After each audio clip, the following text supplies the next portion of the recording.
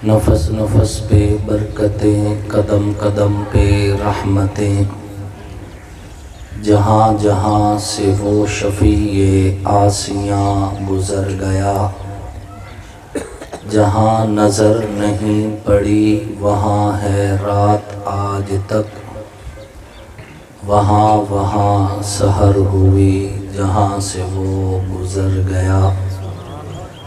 واجب صد تکریم محسنین ملت علماء کرام، لائق صد تکریم قراء اعظام، نہایت ہی سعادت مند ثناخوان رسول عربی صلی اللہ علیہ وآلہ وسلم،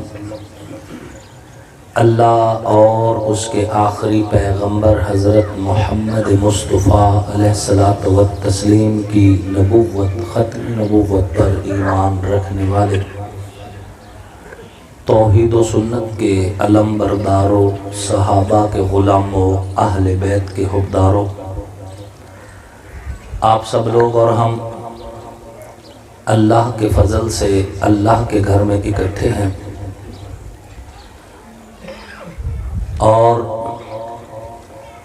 جامع مسجد سیدنا صدیق اکبر میں آج کی یہ روحانی، نورانی، ایمانی، وجدانی خوبصورت محفل قرآن و سنت کانفرنس کے عنوان سے معنون ہے۔ اللہ رب العزت مسجد کی انتظامیہ کو جزائے خیر نصیب فرمائے، میاں عبدالغفور جنگوی صاحب کو اللہ رب العزت جزائے خیر نصیب فرمائے، جن کی پرخلوص دعوت کے نتیجہ میں آپ حضرات سے دین کی نسبت سے ملاقات کا شرف حاصل ہوا ہے۔ اللہ رب العزت ہمارے بھائی فوجی محمد رمضان خان بلوچ صاحب اور اسی طرح استاذ العلماء مولانا غلام اللہ انور صاحب کو بھی جزائے خیر نصیب فرمائے کہ جنہوں نے مسلسل رابطے میں رہ کر یہاں پر پہنچ کو یقینی بنایا۔ سامعین محترم، کانفرنس کا عنوان ہے قرآن و سنت کانفرنس۔ ایسی کانفرنس جس میں قرآن کی بات ہوگی، نبی کی سنت کی بات ہوگی۔ یہ کائنات اور اس کائنات میں اس وقت جتنی اچھائیاں ہیں، یہ قرآن کے نزول کی برکت ہے۔ قرآن اس کائنات میں اترا ہدایت کا مخزن بن کر، نور بن کر، روشنی بن کر، اللہ کی گفتگو بن کر، نبی علیہ الصلوۃ والتسلیم کا معجزہ بن کر۔ بہت اچھا، بے شک۔ یہ قرآن جو 30 پاروں کی صورت میں بین الدفتین، دو گتوں کے درمیان امت مسلمہ کے پاس موجود ہے، یہ وہی قرآن ہے جو اللہ نے بھیجا، جبریل امین لے کے آئے اور محمد الرسول اللہ کے سینے پر نازل کیا گیا۔ قیامت کی صبح تک اس قرآن میں نہ کوئی تبدیلی آ سکتی ہے، نہ اس قرآن میں کوئی کمی ہو سکتی ہے، نہ اس میں کوئی اضافہ ہو سکتا ہے۔ یہ قرآن محفوظ ہے، محفوظ رہے گا، اور اس کی حفاظت کی ذمہ داری اللہ نے خود اٹھا کے رکھی ہے۔ اللہ رب العزت نے فرمایا اِنَّا نَحْنُ نَزَّلْنَا الذِّكْرَ وَإِنَّا لَهُ لَحَافِظُونَ، کہ بے شک ہم نے اس قرآن کو نازل کیا اور ہم ہی اس قرآن کی حفاظت کریں گے۔ جس رب نے نازل کیا ہے وہ حفاظت کا ضامن بن رہا ہے۔ تو جب اللہ نے حفاظت کی ذمہ داری لے لی، تو جب اللہ حفاظت کا ارادہ کرے، قرآن کی آیتیں گواہ ہیں، حدیث کی روایتیں گواہ ہیں، سیرت کی کتابیں گواہ ہیں، تاریخ کی سطریں گواہ ہیں۔ اللہ جب حفاظت کرنے پہ آئے، بھڑکتی آگ میں ابراہیم کی حفاظت کرتا ہے، تیز دار چھری میں اسماعیل کی حفاظت کرتا ہے، مچھلی کے پیٹ میں یونس کی حفاظت کرتا ہے۔ صلوات اللہ علیہ مجمعین۔ رب نہ چاہے تو چھری نقصان نہیں دیتی، بچھلی کا پیٹ نقصان نہیں دیتا، آگ کا الاؤ نقصان نہیں دیتا، آرے کا جو ہے آرے کی دھار نقصان نہیں دیتی، اسی طرح سلیب نقصان نہیں دیتی۔ رب جب چاہے گا وہی فیصلہ ہوگا جو رب کی چاہت ہے۔ اللہ کی چاہت یہی ہے کہ قرآن محفوظ رہے۔ جب اللہ بطور ضامن کہہ رہا ہے کہ میں اس قرآن کی حفاظت کروں گا، تو قیامت کی صبح تک نظام بدل سکتے ہیں، چہرے بدل سکتے ہیں، لوگ بدل سکتے ہیں، تخت بدل سکتے ہیں، حکومتیں بدل سکتی ہیں، خون بدل سکتے ہیں، بعض لوگوں کے باپ بھی بدل سکتے ہیں، لیکن آج تک نہ قرآن بدلا ہے نہ قیامت کی صبح تک بدل سکتا ہے، چونکہ اللہ نے اس کی حفاظت کی ذمہ داری لی ہے۔ بدلے گا زمانہ لاکھ مگر قرآن نہ بدلا جائے گا، ہے قول محمد قول خدا، فرمان نہ بدلا جائے گا، ہر روز بدلتے ہیں دیکھو، کفار کی پوجا کے مرکز، مسلم کا مگر قبلہ کعبہ، ایمان نہ بدلا جائے گا۔ خوش نصیب ہیں وہ لوگ جن کے بچوں کو سینے اللہ نے قرآن کے خزینے بنا دیے۔ خوش نصیب ہیں وہ لوگ جن کی جیب کی حلال کمائی سے کچھ حصہ اللہ قرآن کی خدمت کے لائق سمجھتا ہے۔ خوش نصیب ہیں وہ لوگ جن کی زندگیاں قرآن سیکھنے سکھانے میں لگ رہی ہیں۔ خوش نصیب ہیں وہ لوگ جو آنے والی نسلوں تک قرآن کی خوشبو کو منتقل کر رہے ہیں۔ یہ لوگ کوئی عام لوگ نہیں، جو چھوٹے چھوٹے بچے مدرسے میں پڑھ رہے ہیں وہ کوئی عام لوگ نہیں، جو مدرسے میں بیٹھ کے پڑھا رہے ہیں، جن کی جوانیاں گزر گئیں، جن کے جو ہے گھٹنے جواب دے گئے، جن کے بالوں میں سفیدی آ گئی قرآن پڑھاتے پڑھاتے، یہ کوئی عام لوگ نہیں، یہ اللہ کے بہت قریبی لوگ ہیں۔ ہمارے اکابر کا یہ معمول تھا، جب اللہ سے کوئی بات منوانا ہوتی تو قرآن پڑھنے والے بچوں میں بیٹھ کر اللہ سے دعا کیا کرتے تھے۔ چونکہ یہ مہمانان رسول ہیں، ان کے درمیان میں بیٹھ کے ہم جو اللہ سے دعا مانگیں گے، اللہ نبی کے مہمانوں کی مانگی ہوئی دعا کو رد نہیں کرتا۔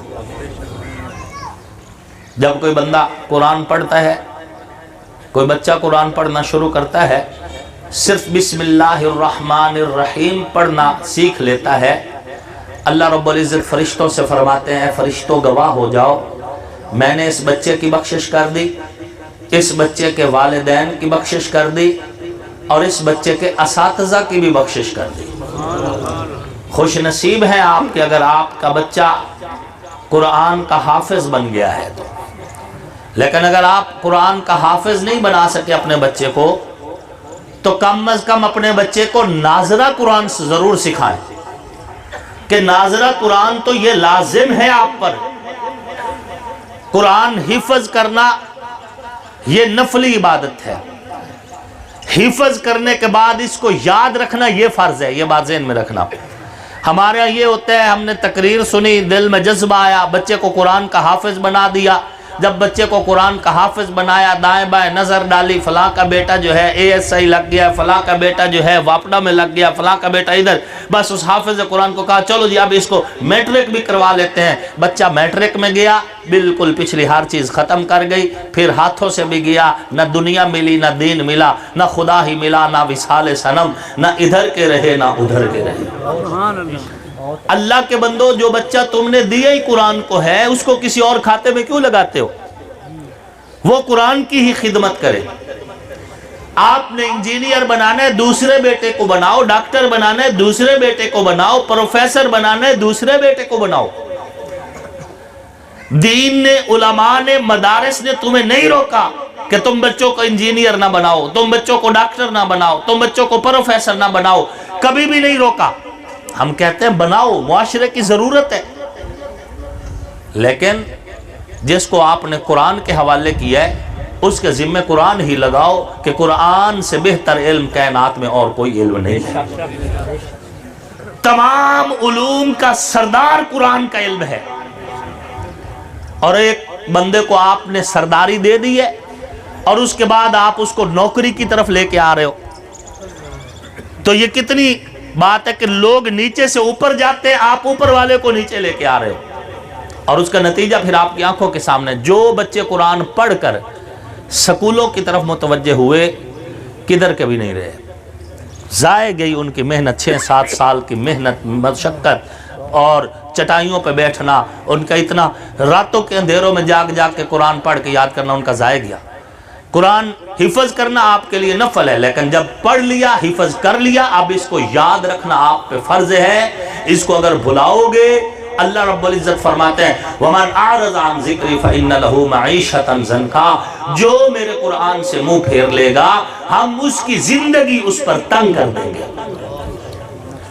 بھلے اس کے پاس کروڑوں روپے ہوں لیکن ان پیسوں سے نفع نہیں اٹھا سکے گا، باہر جائے گا، فیکٹریاں اس کی ہیں، جدھر جاتا ہے سلوٹ ہے، سلوٹ ہے، سلوٹ ہے، لیکن گھر میں آئے گا تو ٹکے کی عزت نہیں ہوگی، بیوی نافرمان، بیٹیاں نافرمان، بیٹے نافرمان، اربوں روپے کا مالک ہے لیکن گھر میں اس کو سکون نہیں، کیونکہ اس نے نہ قرآن پڑھنے والے میں اپنے آپ کو شامل کیا، نہ پڑھانے والوں میں شامل کیا، نہ قرآن پڑھنے پڑھانے والوں کی خدمتگاروں میں اپنے آپ کو شامل کیا، اس لیے زندگی اس کی تنگ ہے۔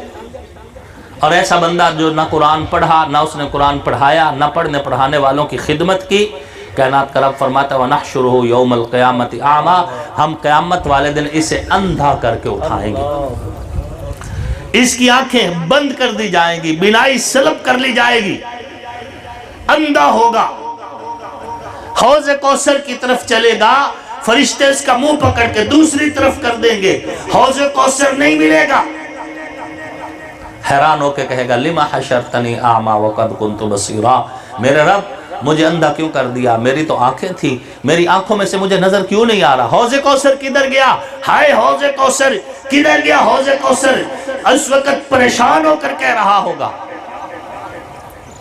لیکن دوسری جگہ پہ اللہ رب العزت نے فرمایا ہم اسے کہیں گے اليوم ننساکم کما نسیتم لقاء یومکم ھذا، آج کے دن ہم نے تجھے اسی طرح اگنور کر دیا جس طرح دنیا میں تو نے ہمیں اگنور کیا تھا، بھلا دیا ہم نے تجھ کو، اليوم ننساکم کما نسیتم لقاء یومکم ھذا، آج کے دن ہم نے تجھے اسی طرح بھلا دیا جس طرح دنیا میں تو نے ہمیں بھلا دیا تھا، تجھے فرصت نہیں تھی فیس بک سے، فرصت نہیں تھی ٹویٹر سے، فرصت نہیں تھی یوٹیوب سے، فرصت نہیں تھی واٹس ایپ سے، فرصت نہیں تھی سیاست سے، فرصت نہیں تھی دنیاوی میل ملاپ سے، فراست نہیں تھی تمہیں دنیا کے جھگڑوں سے، تو نے دنیا میں ہمیں بھلا دیا، آخرت میں ہم نے تمہیں بھلا دیا۔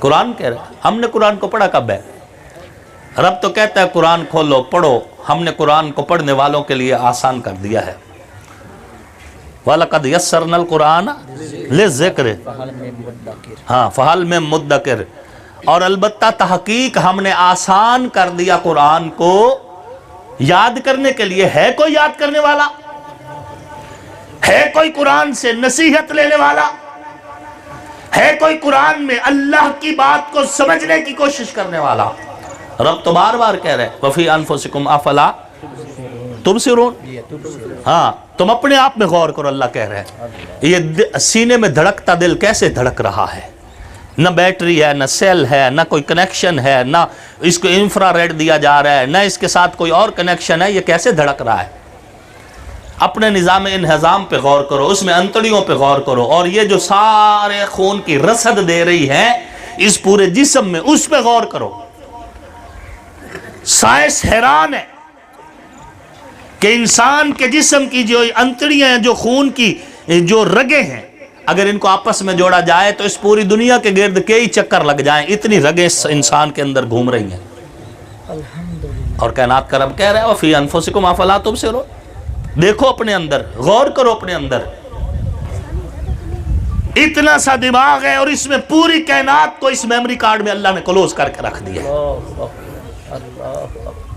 تو قرآن تو کھلا پڑا ہے، وہ تو کہہ رہا ہے مجھے پڑھو، تمہارا رب تم سے بات کرنا چاہتا ہے، اللہ گفتگو کرنا چاہتا ہے، اللہ تمہیں تمہاری حقیقت بتانا چاہتا ہے، اللہ پاک بتانا چاہتا ہے کہ تم کچھ بھی نہیں تھے سوائے ایک اس خون، سوائے اس قطرے کے جو ناپاک ہے بذات خود، پھر ہم نے اس کو مضغہ بنایا، پھر اس کو لوتھڑا بنایا، پھر اس میں ہم نے ہڈیاں ڈالیں، پھر اس کو ایک جسم کی شکل دی، اس میں ہم نے روح پھونکی، پھر اس میں سے تم ایک 9 ماہ کے بعد زندہ جیتا جاگتا انسان پیدا ہوئے۔ کون ہے جو پانی کے ایک قطرے سے گوشت بھی بنا رہا ہے، ہڈیاں بھی بنا رہا ہے، آنکھیں بھی بنا رہا ہے، دل بھی بنا رہا ہے، سوچ بھی بنا رہا ہے، جسم بھی بنا رہا ہے، ہاتھ بھی بنا رہا ہے، پاؤں بھی بنا رہا ہے؟ وہ کون ہے؟ صرف اللہ۔ قرآن کھولے تو صحیح، کوئی پڑھے تو صحیح۔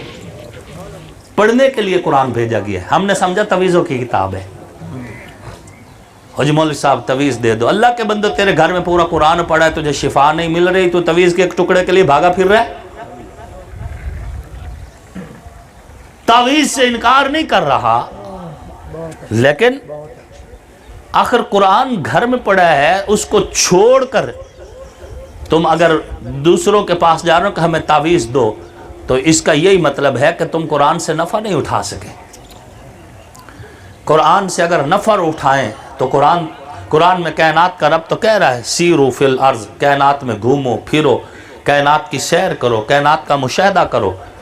قرآن تو خود تمہیں ترغیب دے رہا ہے کہ اس کائنات میں کھوج لگاؤ، اس میں سے دیکھو سورج کیسے چلتا ہے، چاند کیسے چلتا ہے، گھٹتا کیسے ہے، بڑھتا کیسے ہے، ستارے کیوں دن کو چھپ جاتے ہیں، رات کیوں نکلتے ہیں۔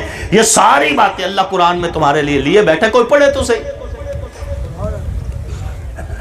بقول علامہ اقبال رحمت اللہ علیہ کہ رب تو کہہ رہا ہے کہ کھول آنکھ زمین دیکھ، فلک دیکھ، فضا دیکھ، مشرق سے ابھرتے ہوئے سورج کو ذرا دیکھ، کوئی قابل ہو تو ہم شان کئی دیتے ہیں، ڈھونڈنے والوں کو دنیا بھی نہیں دیتے ہیں، ہم تو مائل مکرم ہیں، کوئی سائل ہی نہیں، راہ دکھائے کسی کوئی راہ روئے منزل ہی نہیں۔ کس کو راستہ بتائیں؟ کوئی دیکھنے والا ہی نہیں، کوئی چلنے کو تیار ہی نہیں، کسی پاس ٹائم ہی نہیں۔ کائنات کا رب تو کہہ رہا ہے لا تقنطوا من رحمت اللہ، زمین و آسمان کو گناہوں سے تم نے کالا کر دیا ہے، اس کے باوجود بھی اللہ کی رحمت سے مایوس نہ ہونا کہ تمہارا رب اتنا بڑا رحیم ہے کہ 100 بندے کا قاتل بھی توبہ کا ارادہ کرے، اللہ اس کو بھی معاف کرنے پہ قادر ہے۔ گناہوں میں لتھڑی ہوئی عورت اگر ایک کتے کے بچے کو پانی پلا دے، اللہ اس کے بھی سارے گناہوں کو معاف کرنے پہ قادر ہے۔ ساری زندگی یا سنم کہنے والا بھول کر یا سمد کہہ دے، رب تو اس کو بھی معاف کرنے پہ قادر ہے۔ لا تقنطوا من رحمت اللہ، رب کی رحمت سے مایوس نہ ہو۔ رب نے تمہارے لیے جنت بنائی ہے، جنت میں حوریں بنائی ہیں، اس میں قصور بنائے ہیں، اس میں دودھ کی بہتی نہریں ہیں، اس میں دودھ کی چلتی شہد کی نہریں ہیں، اس کے اندر حور ہیں، تقیے ہیں، مسہریہ ہیں، اس کے اندر رونق ہے، ایک ایک موتی میں پورے کا پورا محل ہے۔ سارا کچھ بنا کے کائنات کا رب تمہارے لیے لے کے بیٹھا اور تمہیں دینا بھی چاہتا ہے، تمہیں دینا بھی چاہتا ہے۔ رب تو چاہتا ہے کوئی مجھ سے مانگے، جنت کا تذکرہ کر کے، جنت کا ذکر کر کے، جنت کا حسن بتا کے، جنت کا جمال بتا کے، جنت میں اپنے دیدار کا ذکر کر کے۔ قیامت والے دن جب جنتیوں کو جنت مل جائے گی تو کائنات کا رب پوچھے گا جنتیوں تم سے جو وعدے ہوئے پورے ہوئے؟ کہیں گے اے میرے رب جو وعدے ہوئے وہ پورے ہوئے، جو ہم نے نہیں سوچا تھا وہ بھی پورے ہوئے، جو ہم نے مانگا مل گیا، جو نہیں مانگا تھا وہ بھی مل گیا۔ کائنات کا رب پوچھے گا اب کوئی شے رہتی تو نہیں؟ سب کہیں گے نہیں میرے مالک، ہمیں تو ہماری ڈیمانڈ سے بھی زیادہ مل گیا۔ کائنات کا رب فرمائے گا ابھی ایک چیز رہتی ہے۔ حیران ہو جائیں گے کیا رہتا ہے؟ فرمایا جائے گا اپنے امام مسجد کے پاس جاؤ، اس سے پوچھو ابھی کیا رہتا ہے۔ اپنے علماء کے پاس جاؤ، اپنے جو سردار تھے دین کے اعتبار سے ان کے پاس جاؤ،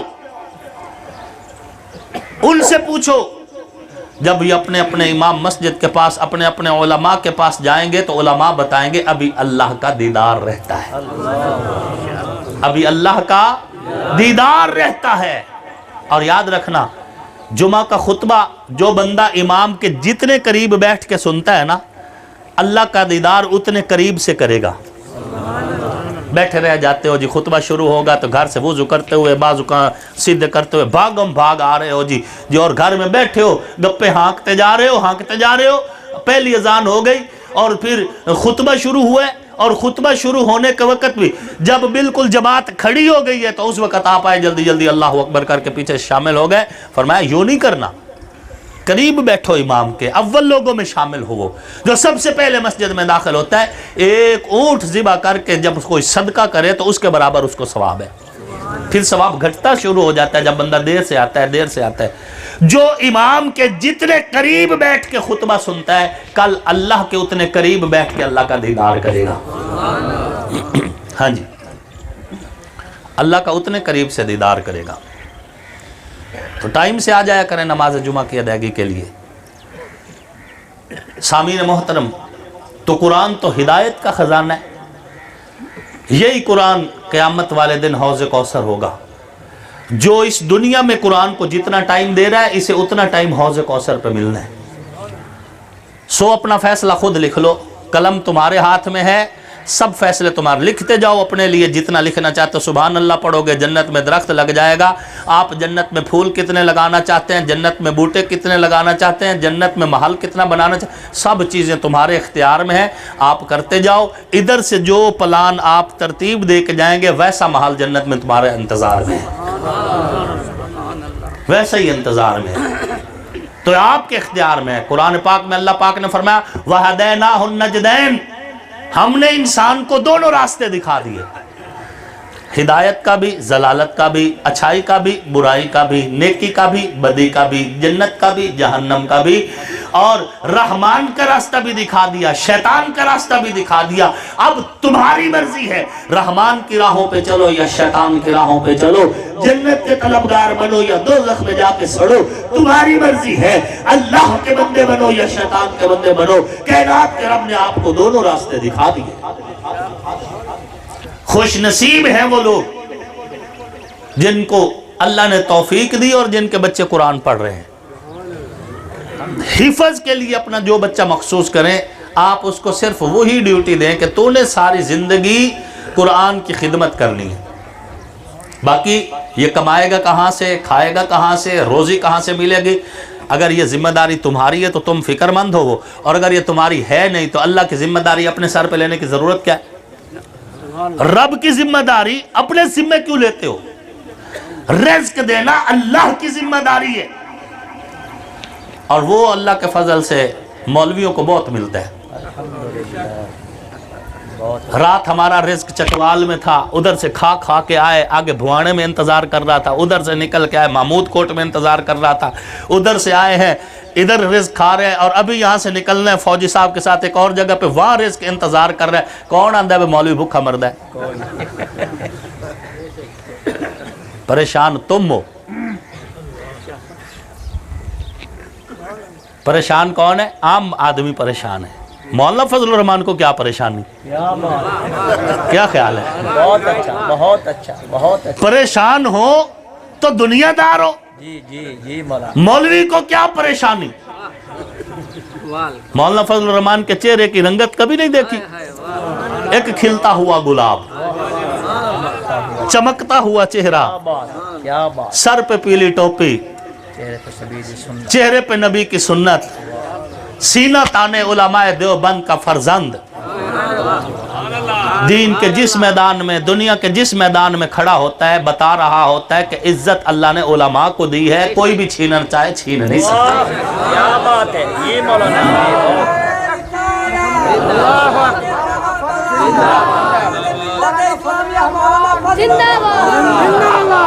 ملت اسلامیہ مولانا فضل الرحمان، نعرہ تکبیر۔ آپ نے چونکہ مولانا فضل الرحمان صاحب کو زیادہ سنا نہیں نا، اس لیے ڈھیلے ڈھیلے بیٹھے ہو۔ اگر وہ پنجاب کو ٹائم دیں اور آپ کو گفتگو سنائیں تو اللہ کے فضل و کرم سے وہ جہاں پہ گفتگو کرتے ہیں لوگ مطمئن ہوتے ہیں۔ خیر میں بات کر رہا تھا کہ ایک عالم کو جو عزت ملتی ہے، اس عزت کا مقابلہ دنیا دار کر سکتے۔ آپ نے کبھی دیکھا ہے ماشاءاللہ مولوی خود بھی موٹا تازہ ہوندہ ہے تو او دے بوئے تے بننی ہوئی گاں بھی صحت مند ہوتی ہے۔ یہ کیا بات ہے۔ آپ لوگ گندم کا ریٹ، چینی کا ریٹ، دودھ کے ریٹ پہ پریشان ہو رہے ہوتے ہیں۔ ہمارے میاں صاحب ہوتے تھے، ابھی بھی زندہ ہے، تو وہ شام کو آتے تھے اروا پڑھنے، دودھ بھی تھوڑا سا مل جاتا ہے، ساتھ روٹی بھی سارا وہ لے جاتے ہیں۔ صبح کو ہم دیکھتے تھے ماشاءاللہ اس کی گائے کے سامنے ٹکڑے ٹکڑے روٹیوں کے پڑے ہوتے تھے۔ दरमियान में कुछ अरसा गुजरा, ये 1996-97 का है मेरे ख्याल में, जब वो कहते थे कि दुमदार सितारा तुलू हुआ है, तो हर तरफ जो लोग कहते थे कि गंदम ख़त्म हो गई, रिज़्क तंग हो गया। अल्हम्दुलिल्लाह मैं उन मियाँ साहब की गाय को देखता था, रोज़ सुबह सुबह उनके सामने रोटियों की बहुतात पड़ी होती थी। क्यों? कुरान की वजह से। बहुत अच्छा। तरीका कार बेशक उनका एक अपना है, लेकिन जो कुरान के खाते में लग जाता है, अल्लाह फिर उसे दुनिया से बेनियाज कर देता है। क्या बात। दुनिया से वो बेनियाज हो जाता है। अल्लाह उसके लिए रिज़्क़ का वयर्ज़ुक़हु मिन हैसु ला यहतसिब, अल्लाह उसे वहां से रिज़्क़ देता है जहां से रिज़्क़ का गुमान ही नहीं होता। दुनिया में आप लोग देखें ना, जब हम कहते हैं बच्चों को कुरान पढ़ाओ तो कहते हैं जी खमसण किथों, और जब हमारी सेहत देखते हो वेखे कन्ना वेखे मौलवी दा, फिर तुम किस बात पे खुश हो? अपने बच्चों में से एक बच्चा कुरान को दो, हमने ये कुरान की खुशबू आने वाली नस्लों तक मुंतकिल करनी है। आपको 2 बच्चे अच्छे लगते हैं, आप अपने लिए 2 रख लें, तीसरा अल्लाह से मांग के आप कुरान के हवाले कर दें। ये तीसरा बच्चा कल क़यामत वाले दिन पूरे खानदान की बख्शिश का जरिया बनेगा। और अगर आप हिफज नहीं करवा सकते, हौसला नहीं है आपका, आप अपने बच्चे को नाजरा जरूर कुरान पढ़ाएं कि जिसने बच्चे को नाजरा कुरान भी पढ़ाया है, कल क़यामत वाले दिन उसके सर पर भी ताज रखा जाएगा। हाफिजुल हदीस हजरत मौलाना अब्दुल्ला दरखास्ती रहमतुल्लाह अलैह वो फरमाया करते थे कि ये हदीस ना कि जी जो हाफिज कुरान है उसके वालिदैन के सर पर ताज रखा जाएगा, ये हदीस ख़ास की गई है मुहद्दिसीन की इस्तिलाह की वजह से, वरना अपने लफ्ज़ों में ये हदीस आम है। जो नाजरा पढ़ेगा उसके वालिदैन के लिए भी है, जो हिफज करेगा उसके वालिदैन के लिए भी है। जो अपने बच्चे को सिर्फ नाजरा कुरान पढ़ा रहा है, क़यामत वाले दिन उसके वालिदैन के सर पर भी ताज रखा जाएगा। ये दीन की दरसगाहें, ये मदारिस, ये मसाजिद, ये कुरान पढ़ने वाले लोग, ये आपकी और मेरी जिंदगी का कफारा है। ये बात ज़हन में रखना। ये जो रिज़्क़ उतर रहा है ना, ये कुरान पढ़ने वालों की वजह से उतर रहा है। इस तुम्हारा कोई कमाल नहीं। बेशक हल तुम चलाते हो, खेती तुम बोते हो, फसलें तुम उगाते हो, पानी तुम लगाते हो, कुछ भी करते हो, लेकिन अगर कुरान पढ़ने वाले उठा लिए जाए तो कुरान पढ़ने वालों के बाद ये कायनात रब के यहाँ कीड़े मकोड़े की अहमियत भी नहीं रखती। हुजूर सल्लल्लाहु अलैहि वसल्लम के ज़माना में 2 भाई थे। एक भाई मदरसा में दाखिल था असहाब सुफ़ा में, और एक भाई खेती बाड़ी किया करता था, अपनी मजदूरी करता था। एक दिन जो भाई मजदूरी वगैरह करता था आया और कहने लगा, या रसूल अल्लाह सलावतुल्लाह अलैक, ये शहजादा हर वक्त आपके पास बैठा रहता है और इधर मदरसे में रहता है और मैं मजदूरी करके रिज़्क़ कमाता हूँ, आप इसे हुक्म दे कि कुछ टाइम मेरे साथ भी लगाया करे, रिज़्क़ कमाने के लिए ये थोड़ा टाइम दिया करे। हुज़ूर अलैहिस्सलाम मुस्कुरा रहे हैं, फरमाया लाअल्ला का तुरज़क़ु बिही, जो तेरी गोद में आ रहा है ना रिज़्क़, ये भी इसकी वजह से आ रहा है। जो तेरे घर में रिज़्क़ उतर रहा है वो इसकी वजह से उतर रहा है। अल्लाह की कसम, आपको और मुझे जो रिज़्क़ मिल रहा है ये कुरान पढ़ने वाले बच्चों की कुरान की तिलावत की वजह से मिल रहा है।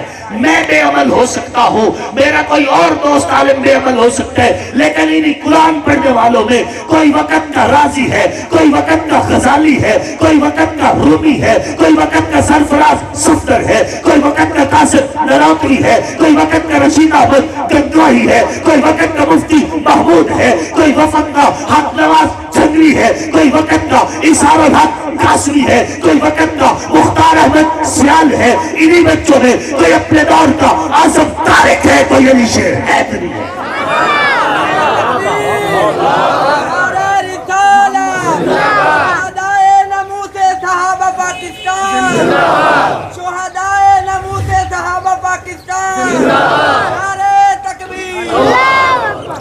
जब ये बच्चे फटियों पे बैठ कर कुरान पढ़ रहे थे, मौलाना फारूक की रहमतुल्लाह अलैह की वालदा को क्या पता था कि मेरा बेटा मुअर्रिख़ इस्लाम बनेगा। مولانا مختار سیال کی والدہ کو کیا پتا تھا کہ میرا یہ بیٹا کل کو مختار احمد سیال شہید کہلائے گا؟ یہ انہی بچوں میں سے اور انہی، اور اس دور میں بھی تو کوئی ہوگا نا جس نے ان مدرسوں میں فنڈ دیا ہوگا۔ تو آپ کیا سمجھتے ہیں جب یہ شہید اٹھیں گے اللہ ان کو اختیار دیں گے کہ اتنے لوگ بخشوا کے لے جا سکتے ہو، تو اس وقت جنہوں نے ان پر خرچہ کیا، ان کی ضروریات کا خیال رکھا، کیا خیال ہے یہ ان کو نظر انداز کریں گے؟ امیر ہو کے مرو، امیر ہو کے، غریب ہو کے نہ مرو۔ یہ مت سوچو کہ جی 20ویں بوری ہم کیسے دیں گے، ہو جی اتنا مہنگا یوریا لیا۔ ہاں جی، ویسے طبیعت تو درست ہوئی ہے نا آپ کی؟ کیا خیال ہے؟ طبیعت درست ہوئی ہے آپ کی؟ جب قطاروں میں لگ رہے تھے، منتیں کر رہے تھے، ترلے کر رہے تھے، اور پھر 1750 والی یوریا 2800 میں آپ خرید رہے تھے۔ خیر، یہ ساری چیزیں اپنی جگہ معذرہ ہے تفنن گفتگو کر رہا تھا۔ 20واں حصہ آپ پر فرض بھی ہے، قرض بھی ہے، یہ بات ذہن میں رکھنا۔ عشر، آپ کی فصل کا عشر، یہ آپ پر فرض بھی ہے اور یہ آپ پر قرض بھی ہے۔